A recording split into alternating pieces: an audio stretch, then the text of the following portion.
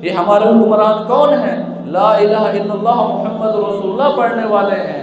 یہ پارلیمنٹ میں بیٹھ کر غیر شرعی غیر اسلامی فیصلے کرنے والے کون ہیں؟ پارلیمنٹ کے اوپر اللہ کے 99 نام لکھے ہوئے ہیں، قرآن پاک کی آیاتیں لکھی ہوئی ہیں۔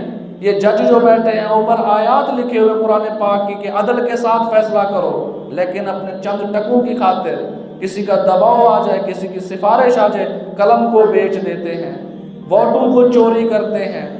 پوری دنیا کو پتہ ہے، پاکستان کو پتہ ہے یہ جو وقت کے حکمران بیٹھے ہیں یہ کس طرح آئے ہیں، چوری کر کے آئے ہیں، خیانت کر کے آئے ہیں، پوری دنیا جانتی ہے۔ یہ ہمارے مسلمان ہیں جو کلمہ پڑھنے والے ہیں، کوئی کافر آ کے اس ملک میں رہ لے، وہ دیکھ کے مسلمان ہو جائے گا، کیا ہم اللہ کو منہ دکھائیں گے؟ تو میں اور آپ سوچیں کہ ہم مریں گے، سب نے مرنا ہے، ہم اللہ کے سامنے اللہ کے دربار میں جب اللہ پاک تشریف فرما ہوں گے، اپنے شان و شیان ترازو کو قائم کریں گے، تو ہم کیسے اعمال اپنے ترازو کے ایک پلڑے میں رکھیں گے؟